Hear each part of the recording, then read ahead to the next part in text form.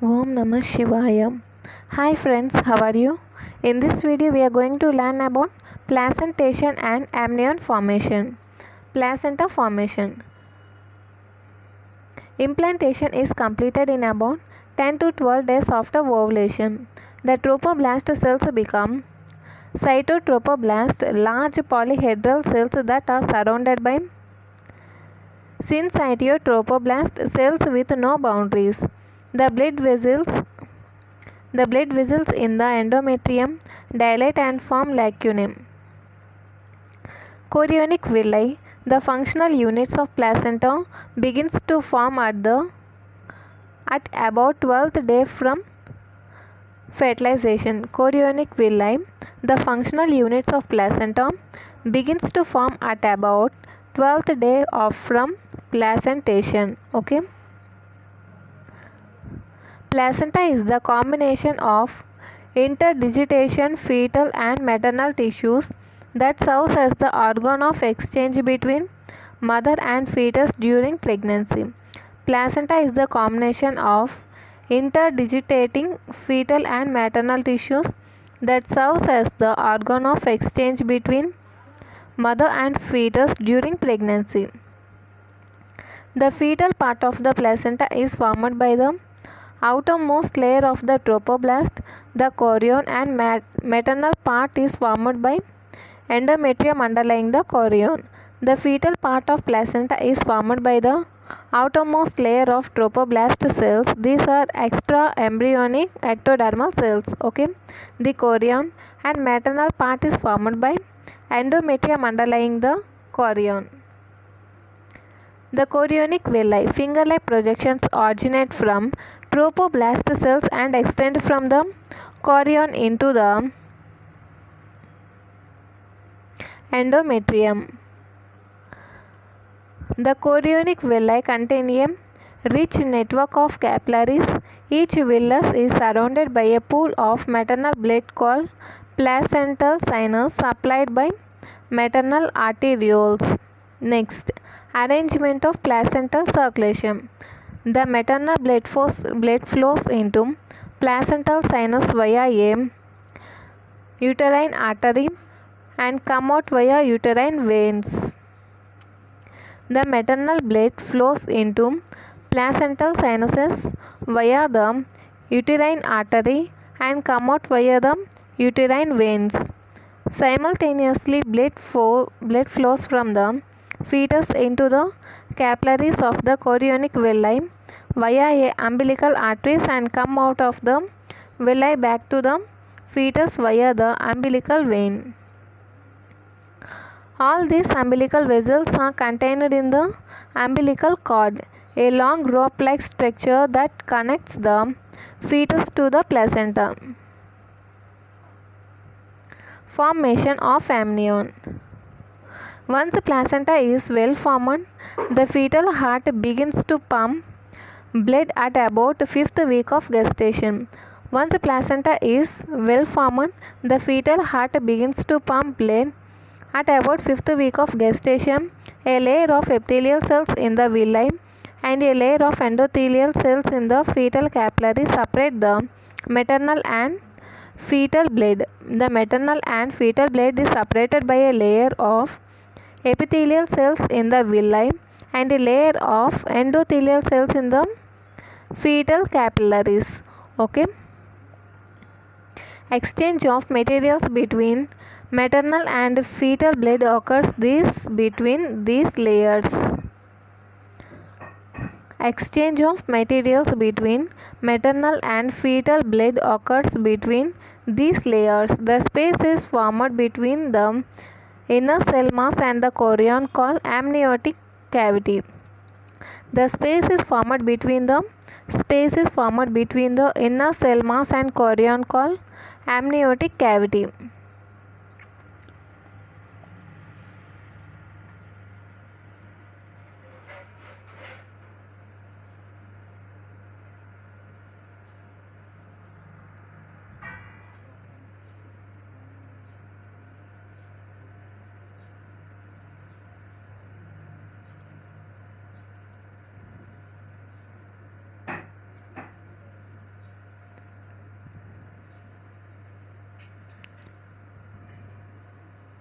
This is the amniotic cavity. Okay.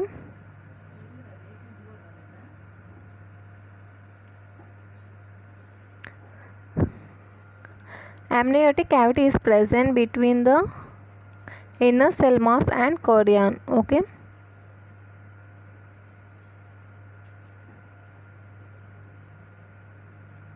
The space is formed between the inner cell mass and chorion called amniotic cavity. The cavity enlarges and is slowly lined by epithelial cells layer derived from the inner cell mass called the amnion or amniotic sac. The cavity enlarges and is slowly lined by epithelial cells layer derived from inner cell mass called amnion or amniotic sac. Next, amnion finally fuses with the chorion to form a single combined membrane that surrounds the fetus. Amnion finally fuses with chorion to form a single combined membrane that forms the fetus. The fluid in the amniotic cavity is the amniotic fluid that buffers mechanical stress and temperature variations. The fluid in the amniotic cavity is the amniotic fluid that buffers the mechanical stress and temperature variations. The fetus floats in the amniotic cavity. Fetus is attached to the placenta by the umbilical cord. The fetus is attached to the placenta by the umbilical cord. Eventually, it is only the amniotic sac that separates the fetus from the uterine lumen. Eventually, it is only the amniotic sac that separates the fetus from the uterine lumen. The techniques for fetal sex diagnosis. In addition to amniocentesis, there are two other techniques of fetal diagnosis: chorionic villus sampling and ultrasound. First, chorionic villus sampling.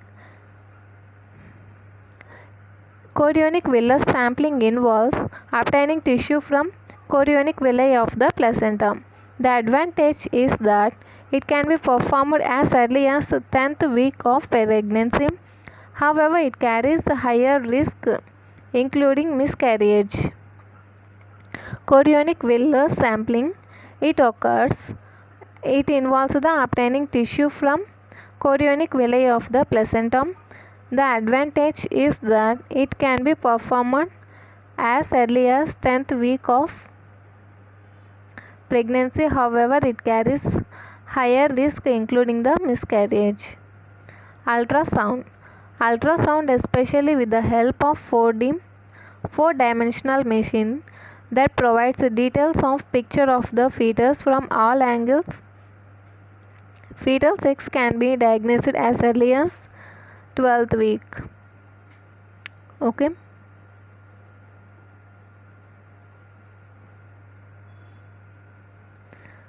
This figure shows the formation of amnion.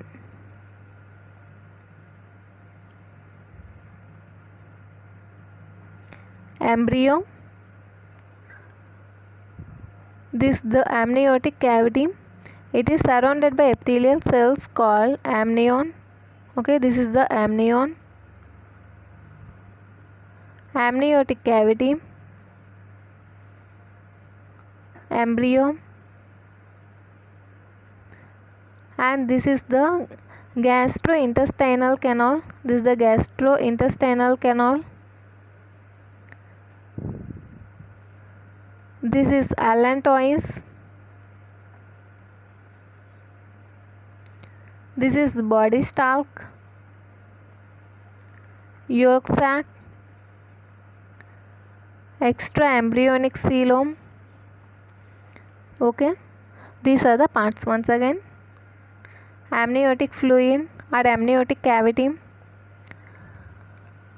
amnion, embryo, gastrointestinal canal,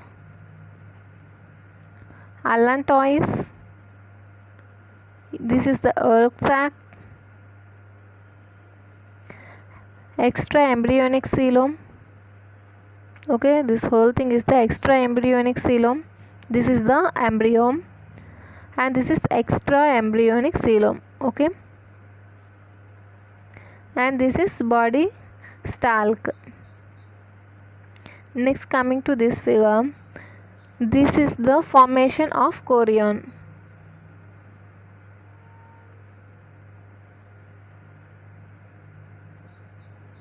This is the amnion, amniotic fluid.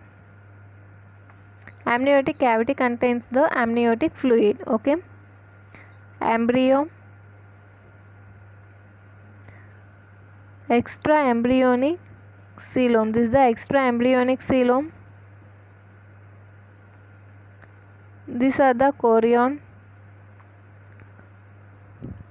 body stalk.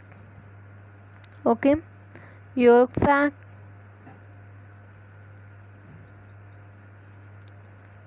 this is the chorion and these are the chorionic villi. We call this as body stalk or umbilical cord. Okay, body stalk or umbilical cord. This is the yolk sac.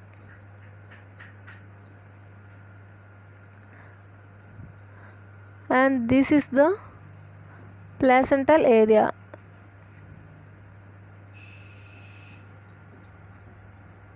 This is the placental area. Okay, if you like this video, like, share and subscribe. Thank you.